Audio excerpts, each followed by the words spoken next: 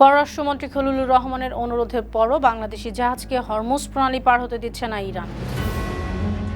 ইরানের সঙ্গে যুদ্ধবিরতির মেয়াদ বাড়ালেন ট্রাম্প। যুদ্ধবিরতি বাড়ানোর ঘোষণা অর্থহীন বলল ইরান। আবার যুদ্ধ হলে শত্রুর সম্পদ চূর্ণ বিচূর্ণ করবে ইরান। শহরে শহরে ক্ষেপণাস্ত্র প্রদর্শন সহ সরকারিপন্থী সমাবেশ। যুক্তরাজ্যে ঐতিহাসিক বিল পাস, নতুন প্রজন্মের জন্য নিষিদ্ধ হলো ধূমপান।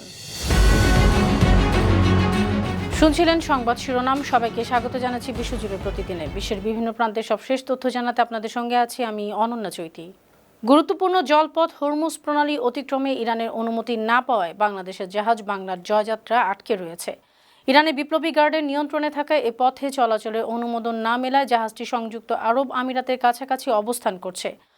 কূটনৈতিক সূত্র বলছে, ইরানে হামলা ও আয়াতুল্লাহ আলী খামেনির মৃত্যুর পর বাংলাদেশের অবস্থান নিয়ে তেহরানের অসন্তোষই এই জটিলতার মূল কারণ।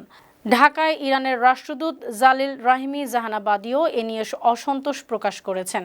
বাংলাদেশের পররাষ্ট্রমন্ত্রী খলিলুর রহমান ইরানের কাছে জাহাজটির নিরাপদ যাত্রার অনুরোধ জানিয়েছেন, তবে এখনও অনুমতি মেলেনি। বিশ্লেষকদের মতে, যুদ্ধ পরিস্থিতি ও কূটনৈতিক অবস্থান নিয়ে ভুল বোঝাবুঝির কারণে আপাতত হরমুজে বাংলাদেশি জাহাজ চলাচল বাধাগ্রস্ত হচ্ছে।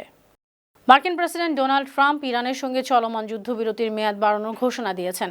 মঙ্গলবার তিনি এ ঘোষণা দিয়ে জানান, ইরান একটি গ্রহণযোগ্য প্রস্তাব না দেওয়া পর্যন্ত যুক্তরাষ্ট্র হামলা চালাবে না, তবে নৌ অবরোধ বহাল থাকবে। এই সিদ্ধান্ত পাকিস্তানের অনুরোধে নেওয়া হয়েছে বলে জানিয়েছেন ট্রাম্প। এদিকে পাকিস্তানের প্রধানমন্ত্রী শেহবাজ শরীফ যুদ্ধবিরতি বাড়ানোর এই উদ্যোগকে স্বাগত জানিয়ে উভয় পক্ষকে আলোচনায় বসার আহ্বান জানিয়েছেন। অন্যদিকে ইরানের পররাষ্ট্রমন্ত্রী আব্বাস আরাগচি নৌ অবরোধকে যুদ্ধবিরতির লঙ্ঘন হিসেবে আখ্যা দিয়েছেন। যুদ্ধবিরতির মেয়াদ অনির্দিষ্ট হওয়ায় ভবিষ্যৎ পরিস্থিতি এখনও অনিশ্চিত রয়ে গেছে। এদিকে মার্কিন প্রেসিডেন্ট ডোনাল্ড ট্রাম্প ইরানের সঙ্গে যুদ্ধবিরতির মেয়াদ বাড়ানোর ঘোষণা দিলেও তা অর্থহীন বলে মন্তব্য করেছে তেহরান। ইরানের পার্লামেন্ট স্পিকারের উপদেষ্টা মাহদি মোহাম্মদি বলেন, পরাজিত পক্ষ কোনো শর্ত চাপিয়ে দিতে পারে না এবং নৌ অবরোধ চালিয়ে যাওয়া বোমা হামলারই সমতুল্য। মোহাম্মদি সামাজিক যোগাযোগ মাধ্যমে বলেছেন, ট্রাম্পের যুদ্ধবিরতির মেয়াদ বাড়ানো নিশ্চিতভাবে একটি আকস্মিক হামলার জন্য সময় কেনার অপকৌশল। ইরানের পক্ষ থেকে পাল্টা উদ্যোগ নেওয়ার সময় এখন চলে এসেছে। ইরানের বিপ্লবী গার্ড আইআরজিসি হুঁশিয়ারি দিয়ে বলেছে, যুক্তরাষ্ট্র নতুন করে হামলা চালালে তাৎক্ষণিকভাবে পূর্ব নির্ধারিত লক্ষ্যবস্তুতে শক্তিশালী আঘাত হানা হবে। দেশটির রাষ্ট্রীয় টেলিভিশনে বরাতে বুধবার এ তথ্য জানানো হয়েছে। খাতাম আল আম্বিয়া হেডকোয়ার্টার্সের মুখপাত্র ইব্রাহিম জোলফাঘারি বলেছেন, ইরানের বাহিনী শতভাগ প্রস্তুত এবং যে কোনো আগ্রাসনের জবাব দিতে প্রস্তুত রয়েছে। এদিকে মঙ্গলবার মার্কিন প্রেসিডেন্ট ডোনাল্ড ট্রাম্প জানিয়েছেন, পাকিস্তানের অনুরোধে যুদ্ধবিরতির মেয়াদ বাড়ানো হবে, তবে ইরানের ওপর নৌ অবরোধ বহাল থাকবে। আইআরজিসি আরও সতর্ক করে বলেছে, যুদ্ধ পুনরায় শুরু হলে শত্রুর বাকি সম্পদ চূর্ণ বিচূর্ণ করতে ভয়াবহ আঘাত করা হবে এবং তথাকথিত যুদ্ধবিরতির সময়ও শত্রুর তৎপরতার উপর কড়া নজর রাখা হবে। ইরানের বিভিন্ন শহরে সরকারপন্থী সমাবেশে ক্ষেপণাস্ত্র প্রদর্শনের ঘটনা ঘটেছে। রাজধানী তেহরানে মঙ্গলবার রাতে এক সমাবেশে গাদার ক্ষেপণাস্ত্র দেখানো হয় এবং সমবেত জনতা যুক্তরাষ্ট্র বিরোধী স্লোগান দেয়। একই রাতে শহরের অন্য স্থানে খোররামশাহর 4 ব্যালিস্টিক ক্ষেপণাস্ত্র প্রদর্শন করা হয়। শুধু তেহরান নয়, সিরাজ, তাবরিজ ও জানজান সহ বিভিন্ন শহরেও একই ধরনের সমাবেশ হয়েছে। প্রতিবেদন অনুযায়ী এসব সমাবেশ মূলত রাতে আয়োজন করা হচ্ছে এবং এতে অংশ নিতে সরকারি পর্যায় থেকে উৎসাহ দেওয়া হচ্ছে। যুক্তরাষ্ট্রের ভাইস প্রেসিডেন্ট জেডি ভেন্সের নির্ধারিত পাকিস্তান সফর আপাতত বাতিল করা হয়েছে বলে জানিয়েছে হোয়াইট হাউস। হোয়াইট হাউসের এক কর্মকর্তা বলেন, ইরান এখনও কোনো সুসংহত প্রস্তাব না দেওয়ায় এ সফর স্থগিত করা হয়েছে।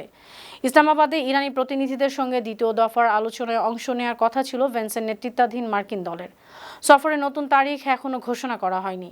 এর আগে প্রথম দফার বৈঠক সমাধান ছাড়াই শেষ হওয়ায় কূটনৈতিক প্রচেষ্টা অব্যাহত রয়েছে। জাতিসংঘে ইরানের স্থায়ী প্রতিনিধি আমির সাইদ ইরাভানি জানিয়েছেন, যুক্তরাষ্ট্র যদি তেহরানের ওপর থেকে সব ধরনের অবরোধ তুলে নেয় তবে ইরান পরবর্তী দফার আলোচনায় বসতে প্রস্তুত। বুধবার দেশটির সংবাদ মাধ্যম শার্ককে দেয়া এক সাক্ষাৎকারে তিনি বলেন, নতুন সংলাপ শুরুর আগে ওয়াশিংটনকে বৈরী আচরণ বন্ধ করতে হবে। ইরাভানি ইঙ্গিত দেন, যুক্তরাষ্ট্র ইতিবাচক পদক্ষেপ নিলে সম্ভাব্য বৈঠক ইসলামাবাদেই অনুষ্ঠিত হতে পারে। তিনি আরও বলেন, ইরান কূটনৈতিক সমাধানের পক্ষে থাকলেও জাতীয় স্বার্থে কোনো আপোষ করবে না।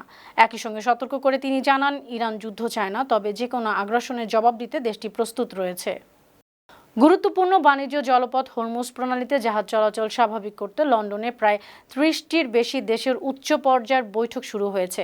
যুক্তরাজ্য ও ফ্রান্সের উদ্যোগে 2 দিনব্যাপী এ বৈঠকে সামরিক ও প্রতিরক্ষা কর্মকর্তারা অংশ নিচ্ছেন। বৈঠকে হরমুজে নিরাপদ নৌ চলাচল নিশ্চিত করতে একটি আন্তর্জাতিক মিশন গঠনের বিষয়টি গুরুত্ব পাচ্ছে। ইতিমধ্যে বহু দেশ এতে যোগ দেওয়ার আগ্রহ প্রকাশ করেছে। যুক্তরাজ্যের প্রতিরক্ষা মন্ত্রী জন হিলি জানিয়েছেন, এই উদ্যোগের লক্ষ্য হল জাহাজ চলাচলের স্বাধীনতার রক্ষা এবং স্থায়ী যুদ্ধবিরতির পক্ষে আন্তর্জাতিক ঐক্যমত্য গড়ে তোলা। উল্লেখ্য, ইরান যুদ্ধের প্রভাবে হরমুজ প্রণালীতে জাহাজ চলাচল কমে যাওয়ায় বৈশ্বিক জ্বালানি বাজারে সংকট তৈরি হয়েছে। আরব লীগ কাউন্সিল ইরানের বিরুদ্ধে জাতিসংঘের হস্তক্ষেপ দাবি করেছে। মঙ্গলবার ভিডিও কনফারেন্সে অনুষ্ঠিত এক মন্ত্রী পর্যায়ের বৈঠকে এই সিদ্ধান্ত নেওয়া হয়। বৈঠকে সভাপতিত্ব করেন বাহরাইনের পররাষ্ট্রমন্ত্রী আব্দুল লতিফ বিন রশিদ আল জায়ানি এবং উপস্থিত ছিলেন মহাসচিব আহমেদ আবুল গেইত। প্রস্তাবে বলা হয়, কাতার সহ একাধিক আরব দেশের উপর ক্ষেপণাস্ত্র ও ড্রোন হামলার জন্য ইরানই দায়ী, যা আন্তর্জাতিক আইন ও রাষ্ট্রের সার্বভৌমত্বের লঙ্ঘন। আরব লীগ জাতিসংঘ নিরাপত্তা পরিষদের প্রতি আহ্বান জানিয়েছে, আন্তর্জাতিক শান্তি রক্ষায় দ্রুত পদক্ষেপ নিয়ে ইরানকে হামলা বন্ধে বাধ্য করতে হবে। একই সঙ্গে হরমুজ প্রণালী ও বাব আল মান্দের প্রণালী বন্ধের হুমকিরও নিন্দা জানানো হয়েছে। যুক্তরাজ্যের সংসদে তামাক ও ভেপ সংক্রান্ত একটি ঐতিহাসিক বিল পাস হয়েছে, যার মাধ্যমে নতুন প্রজন্মের জন্য ধূমপান কার্যত নিষিদ্ধ করা হচ্ছে। নতুন আইনে 2009 সালের 1 জানুয়ারির পর জন্ম নেয়া কেউ কখনোই বৈধভাবে তামাকজাত পণ্য কিনতে পারবে না। এর লক্ষ্য ধূমপানমুক্ত প্রজন্ম তৈরি করা। স্বাস্থ্য ও সমাজ কল্যাণ মন্ত্রী ওয়েস স্ট্রিটিং বলেন, এই উদ্যোগ জনস্বাস্থ্যের জন্য একটি বড় পদক্ষেপ, যা জীবন বাঁচাবে এবং স্বাস্থ্য খাতে চাপ কমাবে। আইন অনুযায়ী শিশু বহনকারী গাড়ি, স্কুল এলাকা ও হাসপাতালের বাইরে ভেপিং নিষিদ্ধ হবে। তবে ব্যক্তিগত জায়গায় ধূমপান ও ভেপিং আগের মতোই অনুমোদিত থাকবে। সুপ্রিয় দর্শক, এই ছিল আজকের বিশ্বজুড়ে প্রতিদিনের আয়োজনে। দেশ বিদেশে বিভিন্ন খবর নিয়ে আবার আপনাদের সামনে হাজির হব। সেই পর্যন্ত ভালো থাকুন, সুস্থ থাকুন, বানু টিভির সঙ্গে থাকুন। ধন্যবাদ।